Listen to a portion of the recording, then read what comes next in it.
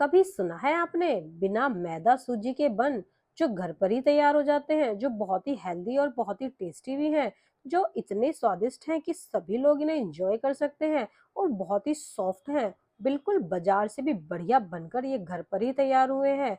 इन्हें gluten free लोग भी इंजॉय कर सकते हैं क्योंकि ये बन जो है ना किसी मैदा से बने हैं, ना किसी सूजी से बने हैं, ना ही किसी और आटे से बने हैं। और इसे बनाने के लिए मैंने बहुत ही इजी तरीका अपनाया है और बहुत ही स्पेशल चटनी मैंने आज इसके लिए बनाई है। देखिए कितने सॉफ्ट और कितने बढ़िया ये बन बनकर तैयार हुए हैं और बच्चों को स्कूल टिफिन में भी दे सकते हैं और घर पे भी इंजॉय कर सकते हैं। इन बन को बनाना बहुत ही आसान है, तो ये वाली जो रेसिपी है आज बर्गर की, वो मैंने बहुत ही जल्दी से तैयार की दी है। तो इसे बनाने के लिए मैंने यहाँ पर बारीक वाले जो चावल आते हैं ना, या टूटे हुए चावल होते हैं, उनका यूज किया है। तो यहाँ पर मैंने 1 कटोरी चावल लिए हैं। तो इन 1 कटोरी चावल को हम बड़े से बर्तन में ले लेंगे और इन्हें अच्छे से धुल लेंगे। कम से कम 3 या 4 बार इन्हें अच्छे से वॉश करना है, जब तक कि इनका जो व्हाइट वाला पानी होता है ना निकल ना जाए। तब ये अच्छे से धुल जाए तो आप इन्हें भिगो कर रखना है। भिगोने के लिए आप इसे ओवरनाइट भिगो के रखें। और जब इसमें मैं जो है आधा चम्मच जो है मेथी दाने का यूज करने वाली हूँ। तो जब मैं चावल में ही मेथी दाना जो है वो डाल दूंगी, तो आधा चम्मच मैंने यहाँ पे मेथी दाना डाल दिया है। आप इसे ढककर साइड में रख देंगे। और इसके साथ हम लेने वाले हैं मूंग की दाल। ये बिना छिलके वाली मूंग की दाल है। तो यहाँ मैंने आधी कटोरी मूंग की दाल ली है और इसको भी मैंने अच्छे से धुल लिया था, और धुलने के बाद इसको भी हम भिगो कर रख देंगे। ये जो बन है ना, केवल मैंने 2 ही चीजों जो से बनाकर तैयार किए हैं। यहाँ पर मैंने दाल ली है और चावल ली है। और इस जब ये अच्छे से भीग जाएगा तो हम इसका पानी जो है निकाल देंगे और इसे पीस लेंगे। पीसते वक्त हमें कुछ चीजें इसमें ऐड करनी है जो इसको बहुत ही फ्लफी और बहुत ही टेस्ट भी बना देंगी बन की तरह। तो अब हम इन दोनों चीजों को एक साथ ही पीस लेंगे, अलग अलग हमें नहीं पीसना है। क्योंकि हमने इनको अलग अलग भिगोया था, इसका मतलब ये नहीं है कि हम इन्हें अलग अलग पीसेंगे। अब हम इन्हें एक साथ पीस लेंगे। तो पीसते वक्त हम इसमें कुछ पोहा भी डालेंगे। पोहा हमें ज्यादा नहीं डालना है, सिर्फ आधी कटोरी पोहे को अच्छे से धुलने के बाद हम इसमें डाल देंगे।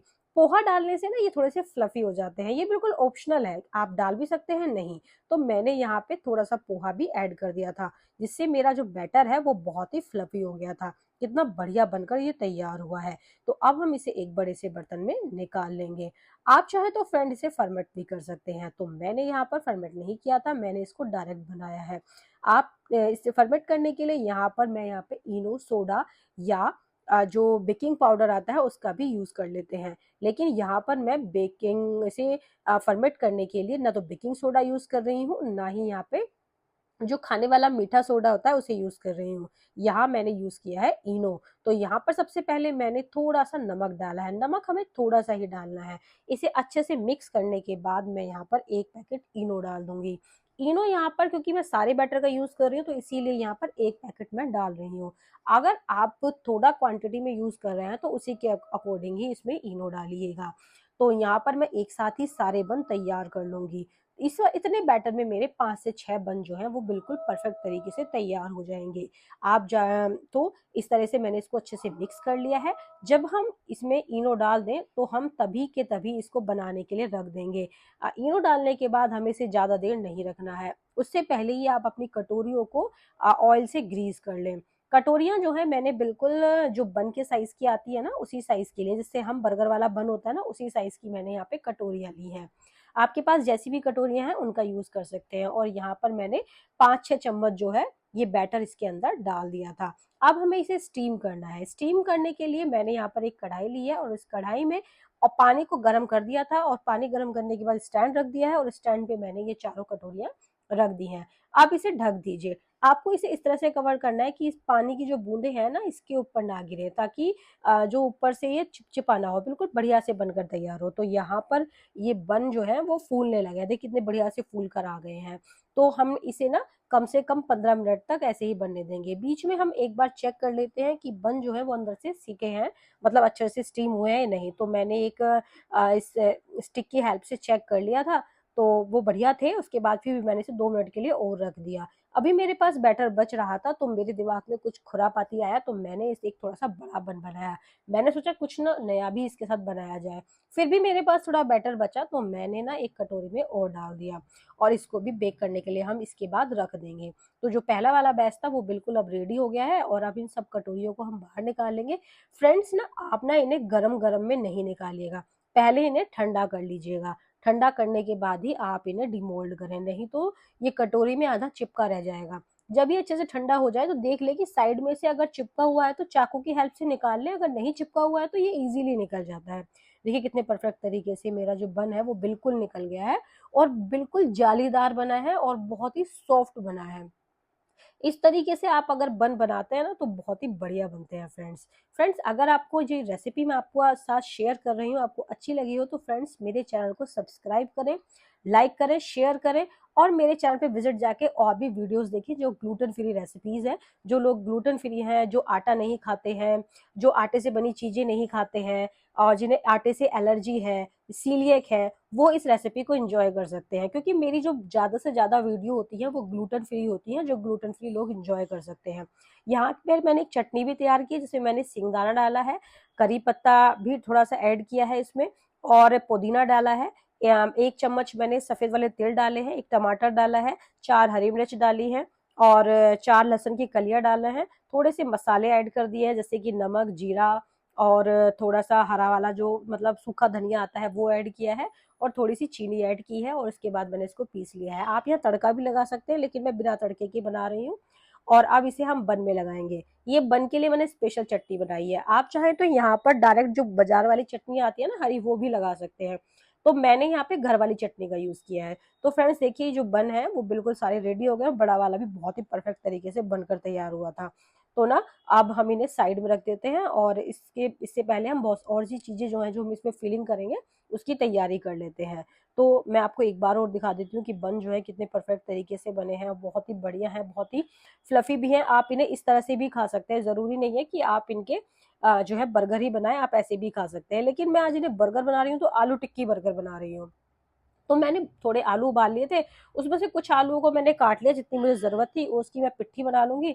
पिट्ठी मैंने बहुत ही डिफरेंट तरीके से बनाई है। इस तरह से अगर हम पिट्ठी बनाते हैं ना तो पिट्ठी का जो स्वाद है, जो टिक्कियाँ बनती है ना, वो बहुत ही बढ़िया बनती हैं, और अलग से सेकने की भी ज़रूरत नहीं पड़ती।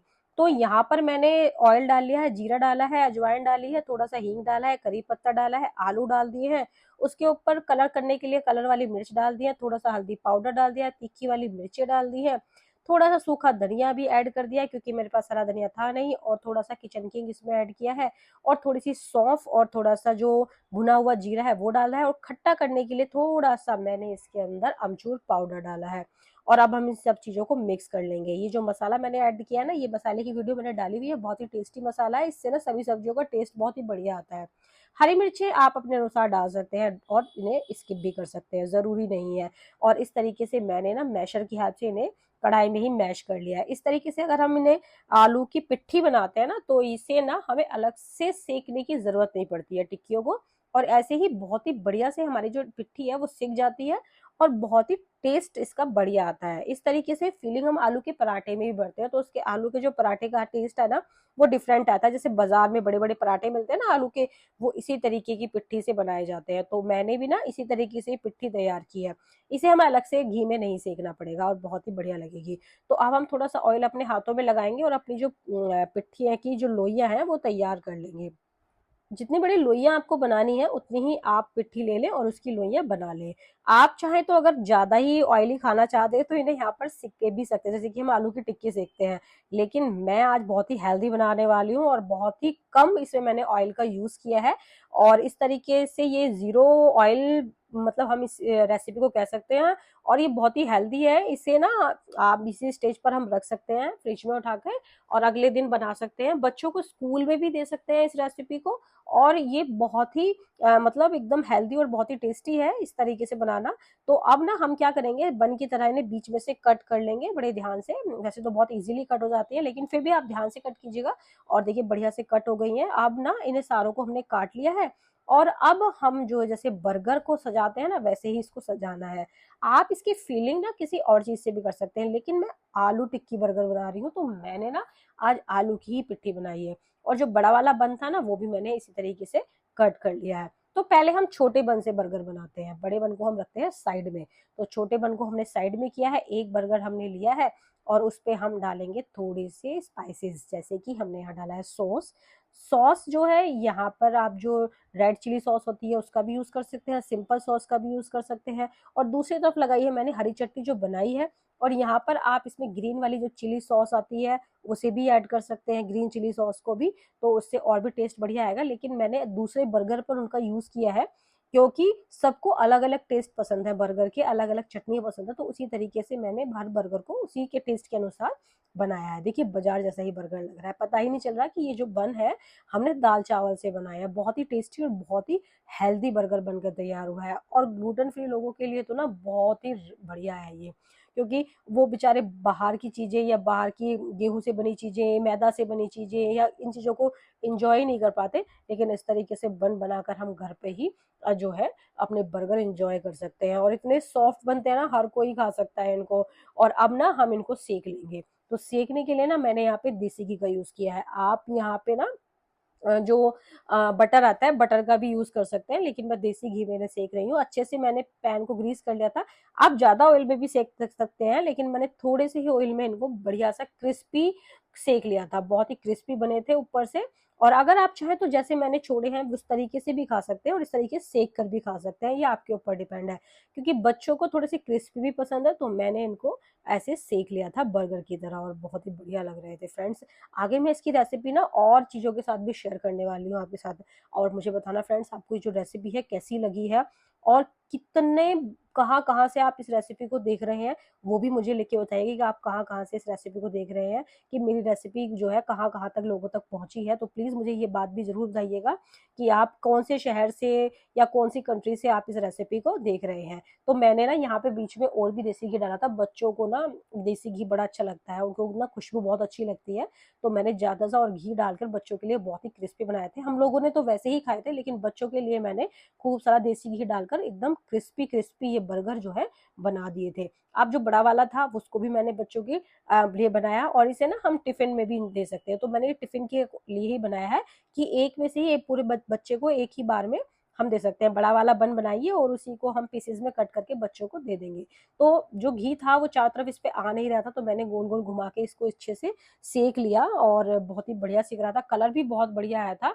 तो मेरे सारे जो बन है वो तैयार हो गए थे, और अब जो है हम इन्हें सर्व करेंगे। सर्व करने के लिए आप कोई भी चटनी यूज कर सकते हैं, जो मैंने बनाई है वो भी, सॉस भी, या जो भी आपको पसंद है वो वाली चटनी आप इसमें इसके साथ एंजॉय कर सकते हैं। तो अब मैंने बड़ा वाला बन लिया है, उसको 4 पीसेज में कट कर लिया है, और अंदर से बिल्कुल सॉफ्ट, एकदम बढ़िया, एकदम फ्लफी, इस तरीके से जो बर्गर की रेसिपी बना रहे हैं तो बहुत ही बढ़िया बनी है। और इस तरीके से हमने ये हाफ पीसेस सैंडविच की तरह बना लिया, जैसे हम सैंडविच को कट करते हैं, तो ये सैंडविच की तरह हमारा बर्गर बन गया है, और बहुत ही टेस्टी है और बहुत ही हेल्दी है। फ्रेंड्स जरूर इंजॉय कीजिएगा, बहुत ही बढ़िया रेसिपी है ये। एक बार अगर आप बनाते हैं खाते हैं तो बार बार इस रेसिपी को बनाकर खाने की आप कोशिश करेंगे। और ये बेटर ऐसा है कि आप इसे बनाकर घर पर रख सकते हैं, जब भी मन करे आप बना सकते हैं, खा सकते हैं। इन बन को भी बनाकर रख सकते हैं 2 से 3 दिन के लिए, जब मन करे जब बनाए और खाए, खा सकते हैं। और इस तरीके की रेसिपी देखने के लिए फ्रेंड्स आप मेरे चैनल को सब्सक्राइब कीजिए, और चैनल पर जाने के बाद आपको पता चलेगा कि कितनी सारी वीडियोस जो हैं जो मैंने ग्लूटेन फ्री डाली हैं वो कितनी अच्छी है, कितनी हेल्पफुल है आप लोगों के लिए। और थैंक यू फ्रेंड्स।